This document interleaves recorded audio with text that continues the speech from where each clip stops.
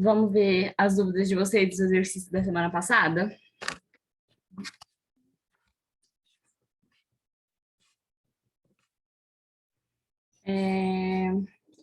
Alguém ficou com alguma dúvida da teoria?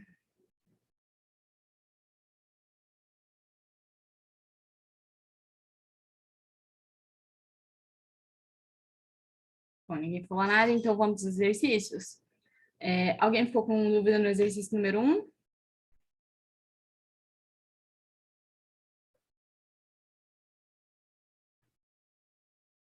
Exercício número 3, né? Porque eu pulei o 2 aqui. Alguém ficou com dúvida no 2? 3, quer dizer?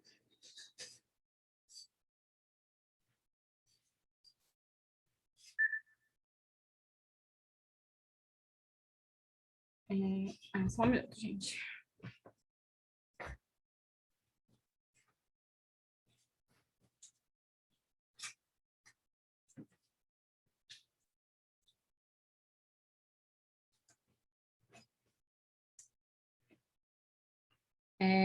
Exercício número 4?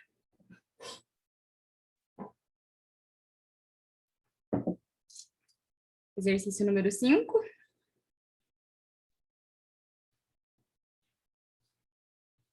Exercício 6?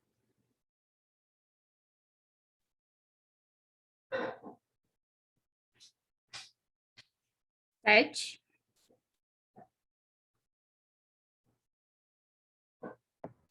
A 7 eu não consegui fazer. Você pode me explicar, por favor? A 7? Isso. Vamos fazer junto, então. Então, vamos lá. Vou ler para vocês. Número 7. As máquinas térmicas são dispositivos que operam sempre em ciclos, isto é, retornam periodicamente às condições iniciais. Uma maneira de estudá-las é por meio de transformações que ocorrem dentro destes círculos, representados por um gráfico do comportamento de pressão de um gás em função do volume por ele ocupado. Então, aqui pressão no eixo Y e volume no eixo X. O gráfico a seguir apresenta um ciclo de uma máquina térmica realizada por um sistema gasoso. Então, vamos lá para as afirmativas. Afirmativa número 1. De A para B, ocorre uma expansão isobárica. Então, vamos ver, ó, de A para B. A setinha está para cá, então realmente houve uma expansão, aumentou de volume. Ela é isobárica? Isobárica é pressão constante, né? Então, aqui a gente pode ver que não mudou a pressão, tá perpendicular aqui ao eixo de pressão, né? Então, a pressão está constante. Então, a 1 está certa. Deixa eu anotar aqui. 1 verdadeira. Alternativa 2. Afirmativa 2. De B para C, então essa aqui, o trabalho é motor, ou seja, realizado pelo sistema. Bom, gente, de B para C, não tem alteração de volume, então não pode ter trabalho. Lembra que eu falei para vocês que trabalho só acontece quando há variação de volume. Aqui, como o volume não variou, nem tem trabalho. Então, a gente não pode classificar se tem trabalho, se é realizado ou não, porque não tem trabalho realmente. Então, a 2 é falsa. A 3. A variação de energia interna do ciclo ABCDA é positiva. Lembra que eu falei para vocês que esses ciclos, como eles começam e voltam para o mesmo ponto, a energia interna deles é igual a zero, né? Porque a energia inicial é a mesma da energia final. Então, se você for tirar o primeiro se for tirar uma coisa da mesma coisa, é zero, né? Então, nesses ciclos, a energia interna é zero. Então, aqui não é positiva, na verdade, ela é igual a zero. Então, a 3 também é falsa. E 4. No ciclo fechado ABCDA, não há variação de energia interna, certo? E o trabalho total é nulo. A primeira parte aqui da questão está certa. Mas o trabalho total é nulo? Não. Lembra que eu falei para vocês que esse tipo de gráfico de ciclo aqui, a gente pode calcular o trabalho calculando a área interna que está aqui dentro desse gráfico, né? Então, aqui a gente não tem como calcular porque ele não deu valor nenhum. Mas a gente sabe com certeza que o trabalho total aqui existe, né? Porque, por exemplo, aqui de A para B houve uma expansão. Então, houve realização de trabalho. De C para D, houve uma contração. Então, o trabalho foi realizado sobre o gás. Então, aqui o trabalho, na verdade, não é nulo. Então, a 4 está errada também. Então, aqui vamos olhar as alternativas. Apenas a 1 está certa. As outras estão erradas. Então, é a alternativa A mesmo. Respondi sua dúvida? Era isso mesmo que você ficou com dúvida ou foi alguma outra coisa? Não, era isso mesmo. A 4 você explicou, né? Até a primeira parte. Se você não tivesse explicado, eu errava por causa disso, mas deu para entender sim. Obrigada, Caio. Que bom que você entendeu, então tá certo. Mas a primeira parte tá certa mesmo. Se alguém lesse rápido e já marcasse certo, ia errar por causa disso. Mas o trabalho total, na verdade, não é nulo. Mas então, mais alguém ficou com dúvida nessa questão? Alguma outra dúvida? Posso passar para 8? Alguém ficou com dúvida na questão número 8?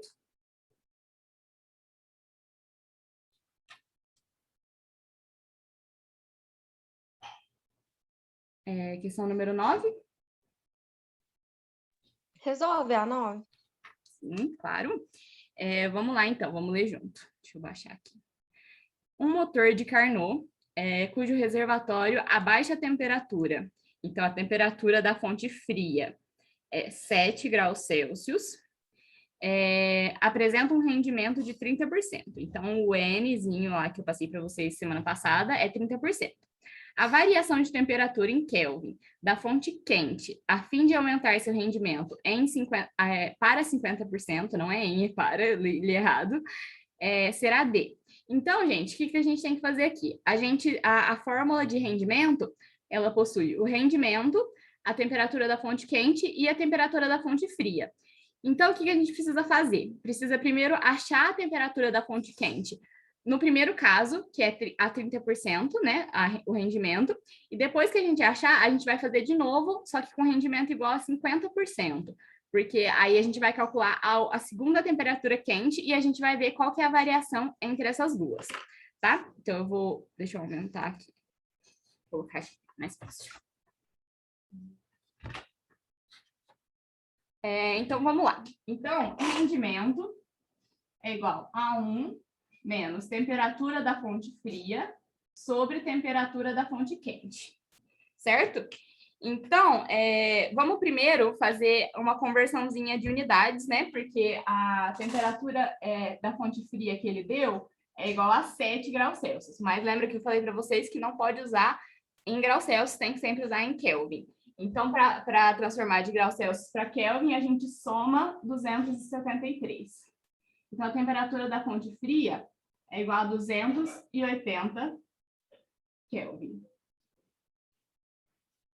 Então, vamos lá. O rendimento inicial é de 30%. Lembra também que eu falei para vocês que a gente não pode usar 30, a gente usa 0,3 na forma decimal, né? Então, o rendimento é 0,3, é igual a 1 menos temperatura da fonte fria, 280.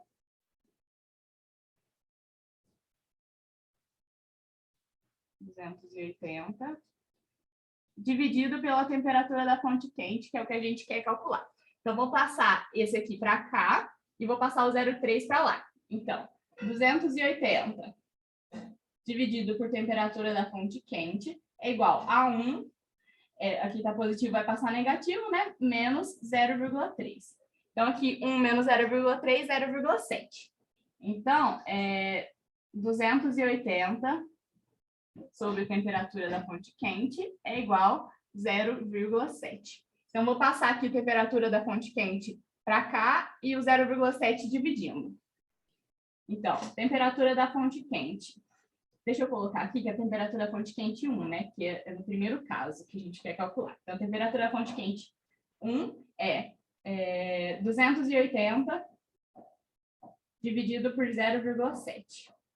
Isso dá, deixa eu ver que eu anotei aqui para 400 Kelvin. Então, 280 dividido por 0,7, 400 Kelvin. Então, achamos a temperatura da fonte quente no caso do número 1. Agora, vamos calcular se a gente aumentasse o rendimento dessa máquina para 50% ao invés de 30%, quanto seria essa temperatura da fonte quente? Então, vamos lá. Vou usar essa mesma formulinha aqui.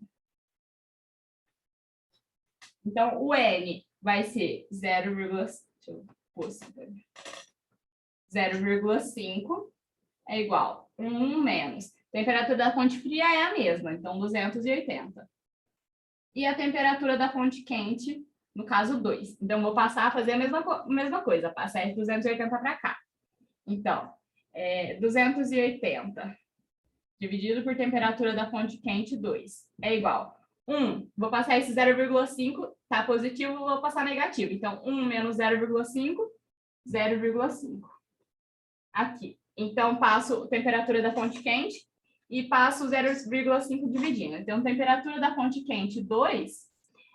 Aqui, gente, eu não gosto de fazer conta por 0,5, mas não sei se vocês pensam assim, mas 0,5 é a mesma coisa que 1 dividido por 2, certo? Então, aqui eu posso simplesmente passar o 2 multiplicando, que eu acho que fica muito mais fácil fazer uma conta de multiplicação do que uma conta de divisão, né? Então, eu prefiro fazer assim. Então, eu passo o T da temperatura para cá e esse aqui multiplicando. Então, a temperatura da fonte quente 2 vai dar 560, né? 560 Kelvin.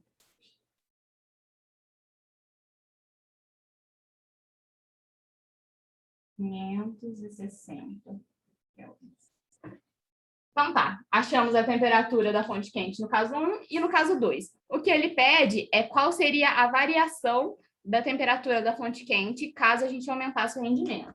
Então, a variação de temperatura é a temperatura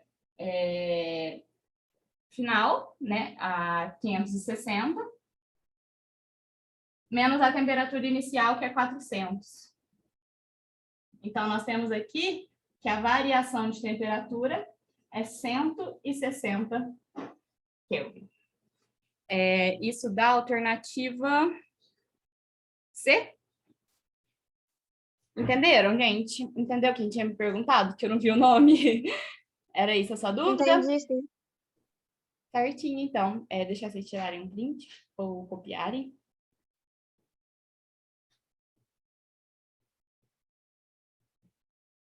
Tiraram, gente? Posso apagar para fazer a próxima? Vocês querem mais um tempinho?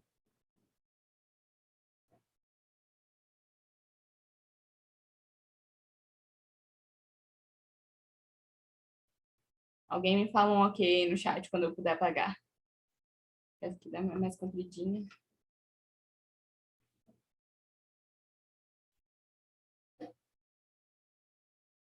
A Raíssa falou que pronto, mas a dessa tá copiando. Então, dessa, quando terminar, você me manda um ok aí que eu apago, tá?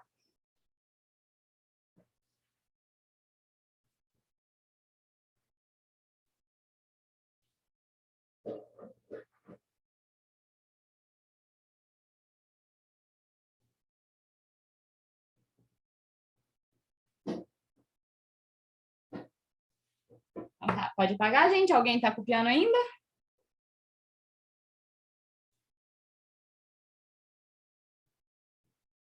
Vou apagar, então. Deixa eu olhar o chat aqui. Pode apagar.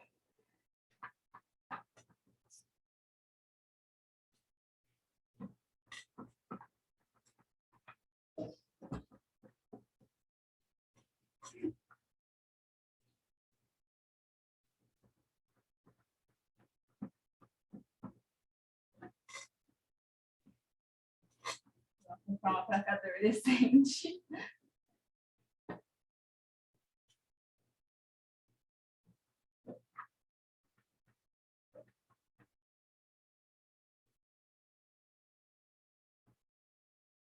Então, vamos lá, próxima questão.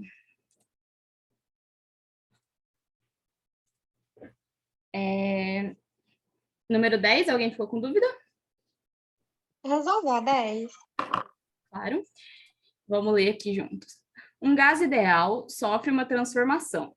Absorve 150 calorias. Então, esse aqui é o Q, né? Lembra que eu falei para vocês que o Q é a energia.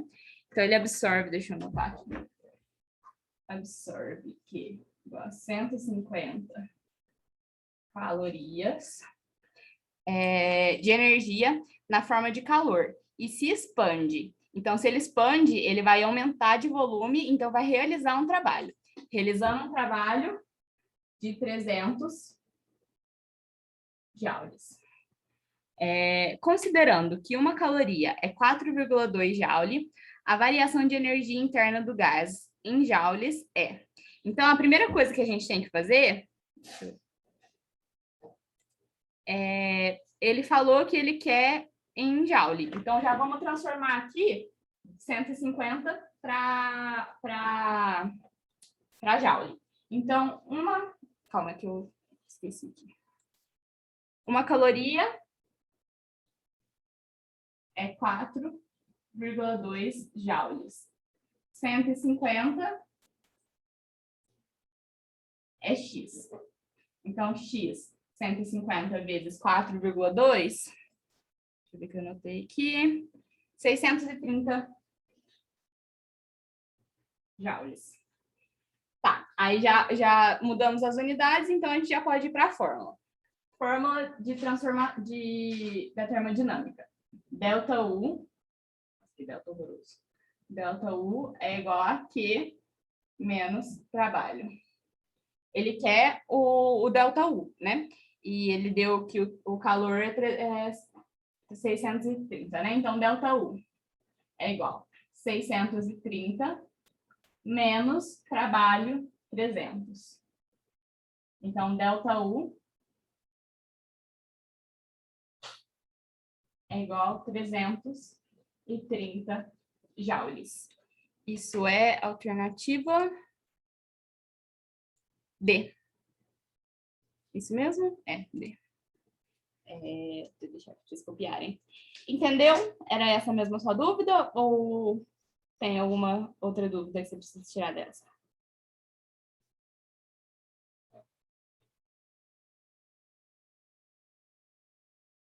Responde a sua dúvida?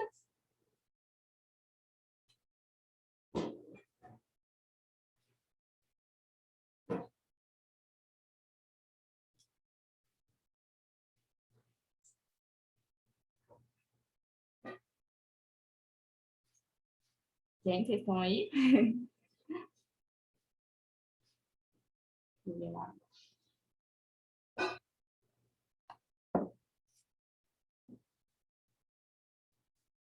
Gente, quem tinha me perguntado? Eu não vejo os nomes aqui.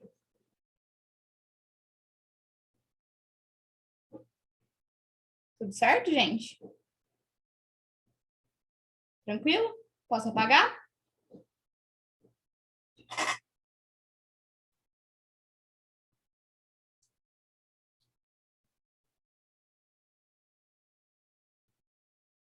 Posso apagar, gente?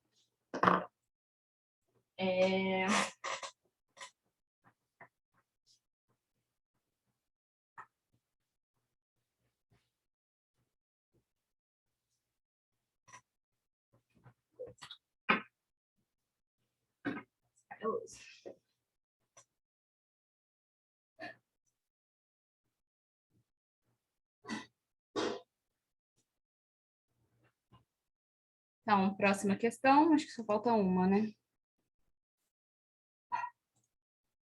Questão 11, alguém ficou com dúvida na 11?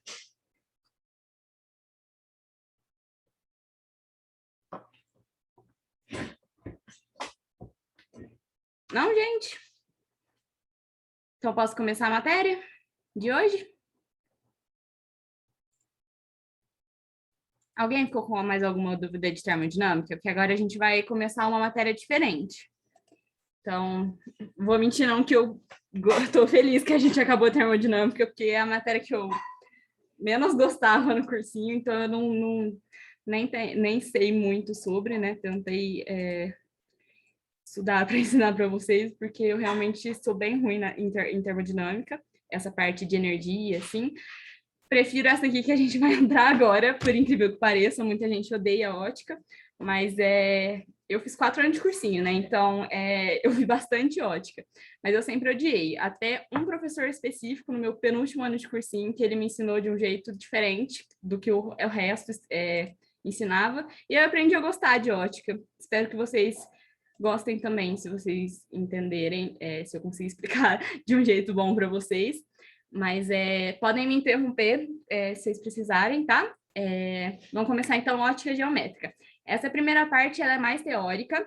Essa primeira aula, esse começo assim, de ótica, costuma cair mais no Enem. A parte de cálculo lá de lentes, de espelhos, cai menos. Cai também, mas é menos.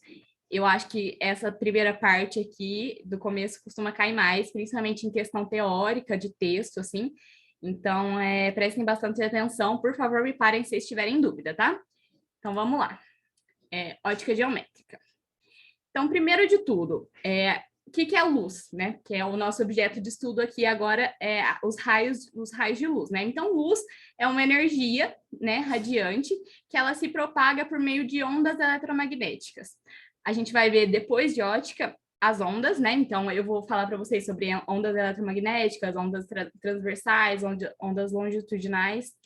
E, por enquanto, vocês só precisam lembrar que a luz é uma onda eletromagnética. E aqui embaixo a gente tem um espectro eletromagnético. Então, o que é esse espectro? As ondas que a gente tem, tanto ondas de rádio, ondas raio-x, ondas de Wi-Fi também tem aqui, a onda de TV, raio gama, raio-x, tudo. A diferença deles, elas todas são ondas eletromagnéticas, assim como a luz. Mas a luz está aqui, ó, aqui no meio. A diferença entre esses tipos de onda é a frequência com que elas vibram. Isso também vocês não precisam saber, vocês só precisam saber que a diferença é de frequência. A gente vai ver frequência lá em ondas também, a gente vai conseguir calcular tanto frequência quanto comprimento de onda, que vocês podem ver, ó, que as ondas mais baixas, elas têm um comprimento de onda maior, tá vendo que elas são mais esticadinhas? E aqui elas têm um comprimento menor, que elas são mais próximas. Depois eu vou explicar isso para vocês melhor. Mas aqui eu pus mais para ilustrar, porque aqui tá a luz visível. Então aqui, tá vendo? Essas aqui são as cores do arco-íris. Depois, acho que no último slide, eu vou falar para vocês sobre o experimento de Newton, que como que ele descobriu isso, né? Como não, né? Na verdade, só ele que descobriu, eu não sei como muito, não é. Mas então, aqui, as ondas mais baixas, elas são, por exemplo, as torres de rádio, aqui depois a televisão, Wi-Fi, depois a luz visível, e aqui as ondas com frequência maior, né? De raio-x e raios gama. Então, gente, o que é uma fonte de luz? É um objeto que emite luz. Deixa eu ver se eu consigo tirar aqui. Então, não tá certo. Então, as fontes de luz, elas podem ser tanto primárias quanto secundárias. As primárias são aquelas que emitem luz própria. Então, como exemplo, nós temos o maior exemplo de todos, que é o Sol, né? Uma vela, uma lâmpada ligada, uma lâmpada só não, mas tem necessariamente uma lâmpada ligada. Isso pode ser até uma pegadinha de alternativa. Às vezes eles colocam lá a lâmpada, depende, né? Se ela estiver desligada, ela não é uma luz primária. Na verdade, ela é uma luz secundária, se a gente estiver enxergando. O que é a luz secundária? Ela não produz luz própria, mas ela transmite. Então, a Lua, por exemplo, a Lua ela não é uma fonte de luz. Ela brilha daquele jeito porque ela reflete a luz do Sol, né? Mas a Lua em si, ela não brilha sozinha. Como também a Terra não brilha, mas a gente consegue ver, tipo, de fora, assim, porque ele reflete a luz do Sol. Então, as secundárias, elas não transmitem, elas não produzem, na verdade, só transmitem. E para a gente poder calcular, para a gente poder estudar aqui na física, a gente precisa postular aqui que é um raio de luz. Então, um raio de luz é esse tracinho aqui, é uma representação gráfica da luz, porque a luz, ela vai, por exemplo, aqui, tem uma fonte de luz, vai sair raios de luz para todos os lados. Então, para a gente poder desenhar e tal, a gente põe que esses raios de luz são representações do sentido e da direção da propagação da luz. Então, aqui o sentido na horizontal, por exemplo, esse aqui, né? e o sentido é para a direita, né? Então, pode ser aqui, como vocês podem ver, todos aqui estão para a direita, mas se a flechinha estivesse para lá, sentido para a esquerda. Então, essas representações vão te dar o sentido e a direção. Aqui, por exemplo, ó, esses aqui são divergentes. Então, como se tivesse aqui nesse vértice, tivesse, por exemplo, uma lanterna. Então, saem raios divergentes de luz, né? E aí a gente representa desse jeito assim. Se estiver convergindo, tá vendo? A setinha, ela muda de sentido. Então, só para a gente poder analisar melhor isso, né? Então, para a gente poder estudar também os meios de luz, a gente precisa saber dos meios de propagação. Nós temos 3, que são os meios transparentes, os meios translúcidos e os meios opacos. Aqui embaixo, gente, eu coloquei uma imagenzinha ilustrando. Então, o meio transparente é o mais fácil da gente lembrar, né? Que permite uma visualização nítida dos objetos. E a luz vai se propagar através desse meio sem perda de intensidade. Então, aqui, por exemplo, nós temos um vidro liso. A gente consegue ver o objeto nitidamente através de um vidro. E se a gente colocar uma lanterna no vidro, a luz vai passar para o outro lado sem perder intensidade, né? Isso é um meio transparente. Aqui o segundo que vocês estão vendo aqui dos lápis é o meio translúcido. O meio translúcido ele também permite que os raios de luz passem, mas há perda de intensidade e a gente não consegue ver tão nitidamente quanto o meio translúcido, o transparente, quer dizer. O translúcido a gente vê como se tivesse embaçadinho. Então, às vezes, um vidro fosco, um papel vegetal, até a neblina, né? Que tá neblina, os raios de luz, eles passam, mas eles perdem intensidade, né? E aqui, outra coisa que eu esqueci de falar é que no meio transparente, a luz se propaga com trajetória definida. Então, aqui vocês podem ver, ó, que os raios de luz, eles estão passando reto. Mas o translúcido é diferente, ó. Ele bate nesse meio e a gente vai ver depois o que é refração e tal, mas esse raio de luz ele vai mudar de trajetória. Já o opaco não permite a trajetória de luz, então são aqueles meios que a luz vai bater, mas você não vai conseguir ver do outro lado. Por exemplo, um tijolo, a casa de tijolo, bate o sol ali, mas você não consegue ver o que está do outro lado. Pela janela de vidro você consegue. Dependendo se for uma janela com vidro fosco, você consegue ver, mas está meio embaçado. Então, são esses 3 meios que a gente tem aqui. Aqui é a fotinho de um meio opaco. Então, por exemplo, nós temos papelão, metal, qualquer coisa que a luz não conseguir passar. Próximo. Então, para a gente poder estudar a óptica, a gente precisa de 3 princípios dos raios de luz, né? Que são os que eu acabei de mostrar para vocês. Então, o primeiro princípio é que eles têm propagação retilínea. Então, em meios transparentes, que é aquele primeiro que a gente viu, que a luz passa normal, e homogêneos, meios homogêneos e não homogêneos não é da minha matéria, mas também não é importante, é mais importante vocês lembrarem que eles são transparentes.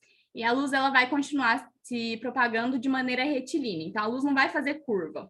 Se ela bater e refletir, ela vai continuar retilínea. Então, isso é muito importante de lembrar. E o segundo princípio é da reversibilidade. Então, a trajetória seguida pela luz independe do sentido do percurso. Eu acho que vocês já devem ter visto na frente 1, se não me engano, vetor, né? Então, aqui, como vocês podem ver, o exemplo mais claro de reversibilidade é quando a gente está no carro, a gente está no banco de trás ou no banco da frente, e a gente consegue ver a pessoa, por exemplo, você está dirigindo o carro, você está no banco do motorista, você consegue ver a pessoa que está atrás de você. Se você conseguir ver a pessoa também consegue ver você. Então, em espelho é assim, se você quer saber se a pessoa consegue ver você, se você conseguir ver ela consegue ver você. Por causa desse princípio aqui. Então, não importa o sentido, se está para a direita ou para a esquerda. A trajetória, ela é a mesma. Então, se, por exemplo, se vocês estão me vendo, é porque tem raios de luz saindo do computador, do celular de vocês, e eles estão atingindo os olhos de vocês. Mas, ao mesmo tempo, os raios também saem dos olhos de vocês para o computador, entendeu?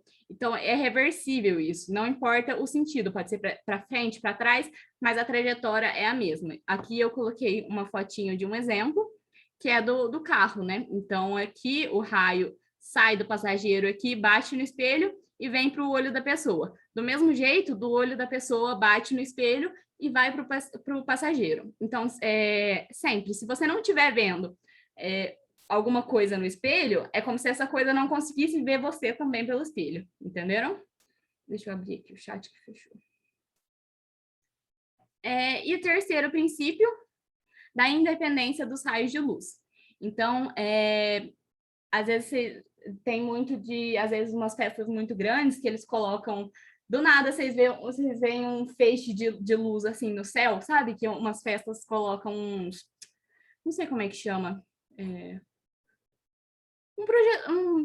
uma fonte de luz muito grande aqui, igual esses aqui, eu não lembro como chama esse negócio. Então, quando raios diferentes se cruzam, cada um deles continua seguindo o mesmo trajeto sem alteração. Então, se tem canhão de luz, isso mesmo, canhão de luz. Se tem dois canhões de luz, por exemplo, um para cá e um para cá, aqui eles vão se encontrar, mas eles se encontram e continuam o seu trajeto, entendeu? Um não vai influenciar na trajetória do outro. E são esses três princípios básicos que a gente precisa lembrar na ótica. Alguma dúvida nesses princípios, gente? Pode mandar no chat, se vocês quiserem. Alguma dúvida até aqui? Tranquilo? Se eu passar e vocês quiserem voltar, pode me falar, viu, gente? Então, outra coisa que a gente precisa estudar são as cores. Então, aqui lembra que eu falei para vocês do experimento de Newton. Newton estava em casa, eu não lembro a história certinho, mas eu lembro que de um professor meu contando que ele tinha um prisma, um objeto de vidro, assim, parecendo uma pirâmide, né? Que é um prisma. E ele tava a janela aberta com as cortinas e tinha só uma partezinha da cortina aberta. E estava fazendo um feixe de luz bater diretamente nesse prisma. E aí batia a luz nesse prisma e a luz refletia colorida um arco-íris, né? E aí foi assim que ele percebeu que a luz branca, na verdade, ela é uma junção de todas as cores. Então, se você misturar todas as cores, tem até um experimento eles colocam um CD assim, e cada segmento do CD é uma cor diferente. E aí gira esse CD muito rápido. Depois eu vou ver se eu acho o vídeo e mando lá no grupo para vocês. Mas gira esse CD muito rápido e as cores, elas parece que o CD tá branco, sabe? Por isso que também queria, eu acho muito bonito. Mas é a mesma coisa do arco-íris. O arco-íris é esse princípio. Então, a luz do sol, ela bate nas nuvens, as nuvens são compostas de água, né? Então, quando a luz bate na água, em gotículas de água, vai agir como se fosse um prisma. Então, a luz do sol, que é branca, ela bate nessas gotículas de ar que estão nas nuvens e reflete todas as cores que tem na cor branca. Por isso que a gente vê um arco-íris quando está em dias, quando acabou de chover, assim, essas coisas. Então, é basicamente isso. E o que determina a cor de um objeto? Deixa eu ver quanto tempo falta. 2 minutos. Vou terminar de falar de cor e aí eu fecho a reunião e abro outra. Então, o que define a cor de um objeto? O objeto é de uma cor porque ele reflete essa cor. A gente só consegue ver o que é refletido. Então, por exemplo, aqui nesse primeiro, eu tenho um corpo branco. Então, a luz branca, as luzes normalmente que a gente tem são brancas, né? A não ser que tenha uma fonte, uma luz especial, tipo vermelha, azul, assim, mas normalmente é branca, né? Então, aqui uma luz branca bate em um objeto branco, se ele é branco, ele reflete a cor branca. Então, aqui a luz branca, que é de todas as cores, vai incidir nele e só vai refletir a cor que ele é. Como a cor branca tem todas, né? Ele é como se eu estivesse incidindo uma luz de todas as cores no objeto. A cor que ele refletir é a cor dele. Então, aqui uma luz branca incidindo num corpo branco vai refletir a luz branca. Então, a gente vai ver esse corpo como sendo branco.